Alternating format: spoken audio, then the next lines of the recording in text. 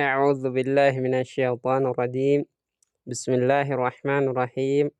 الحمد لله رب العالمين، والعاقبة للمتقين ولا عدوان إلا على الظالمين، وأشهد أن لا إله إلا الله وحده لا شريك له، وأشهد أن محمدا عبده ورسوله. درسي كينيا درسي حروف كتابة قاعدة النورانية جمو. درسي قدنا فرجرة فضل ربي تيني. Darsii darbe keessatti maalummaa sukuunaa barannee qubeen gaafa sukuuna taate hukmiin ishii maal taati jennee baarraa kaafnee qubee muraasaa ilaallee turre jechuudha. Achirra dhaabne amma inshaallah bakka itti dhaabne irraa itti fufnaa jechuudha. Raa kanarra dhaabne asuma itti fufna. Hamzaa fathaa raa sukuun ar.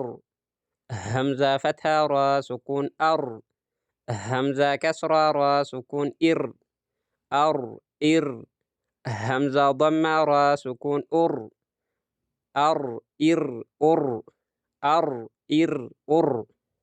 هو جنن قلتي هو جنن إفردتي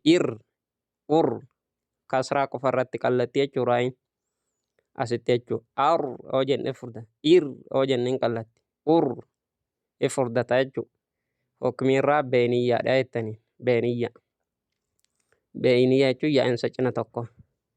همزة فتحة زا سكون أز. همزة فتحة زا سكون أز.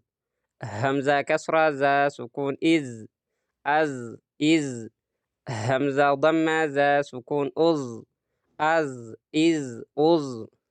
كوني مو سفيرة جم سفيرة جون على كرا سجلك بيك أبويا akkasan safiira ilkee keenya walitti sissinee jechuun walitti hin cufu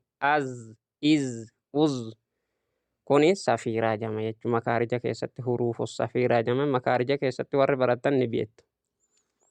Hamzaa fataa siin sukuun hamzaa kasraa siin sukuun is. Hamzaa dammaa siin sukuun us. Kuni rikaawaadha jechuudha. Us yoo jenne guututti yaa'u jechuudha. Rikaawaa jechuun kan guutummatti yaa'u jechuudha. Hamzaa fataa shiin sukuun Hamzaa kasraa shiin sukuun ish. Hamzaa dammaa shiin sukuun ush.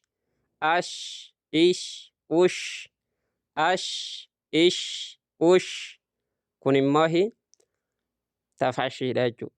Faca'insa sagalee ishii tafashi jama jechuudha. Hamzaa fataa swaad sukuun Hamzaa kasraa swaad sukuun is.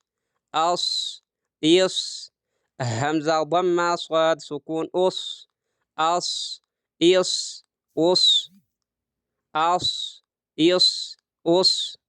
Kun illee rikaawaa jechuudha. Yoo jenne sagaleen guutummaa guututti yaa'u jira jechuudha. Ammallee furdate jechuudha. Harakaa sadan irrattu swaadiin furdate jechuudha. Hamzaa fataa daad sukuun Hamzaa kasraa daad sukuun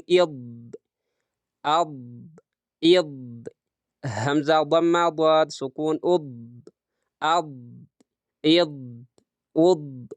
kun immoo istixaalaa jama. Istixaalaa daadii jama. Istixaalaa jechuun dhiibinsa arraba gara duubatti jechuudha. Arraba kan kee duuba dhiibda jechuudha daadii jama. Kun ifaan amma hedduu nama dhibaa irratti xiyyeeffadha qubee kana jechuudha. Istixaalaadha jama hukmiin isaa. Hamzaa fataa xaa sukuun Hamzaa kasraa xaa sukuun Hamzaa dammaa xaa sukuun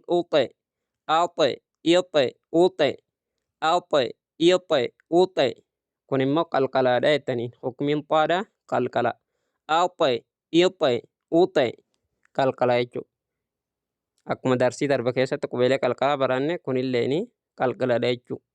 Qubeelee qalqalaa abbaan kitaaba qalamii magariisaan nu ga'e jechuu akkasan. Hamzaa fathaa dhaa sukuun ad. Hamzaa kasraa dhaa sukuun id. Ad id. Hamzaa dhammaa dhaa sukuun ud. Ad id ud. Ad id ud.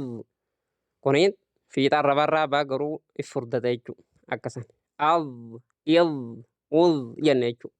Hukmiin isaa rikaawa. Xaa'iin qalqalaa kun rikaawaa, warri qalamii wal fakkaatu kun rikaawaadha jenne. Raa'iin immoo isaan keessaa addaa beeniyyaadha jenne. Mee jechaan walitti waamna.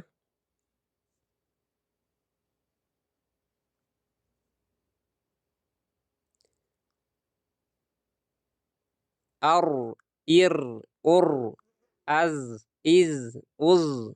Az, iz, uz.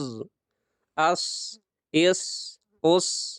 Ash, ish, ush. As, is, us.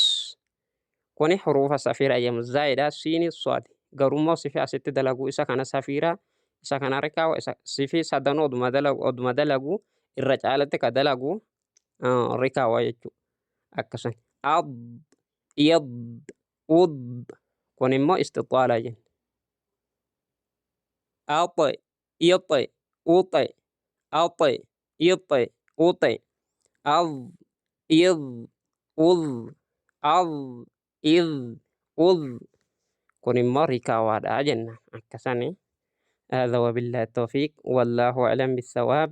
درسين كينيا كان فكاتا إن شاء الله درسي حارا كل تقفى أنا نقول تدي بنوتي نجا ربي كيسن وجرادا قبيلها فن وركنا الرافة ور سكونا أجتس إن شاء الله بان كتابا وفيدو ديما وركنا الرافة فني أجت برنا كساني سنين جنة بليوان كينيا لين كان بيا ليبونا كيس يرت ربي إن شاء الله رحمة ذاتي سنا أكبو سنين جنة سماني akkasanii sinin jannaa jajjabaadhaadha nagaa rabbii keessan hojiraadha.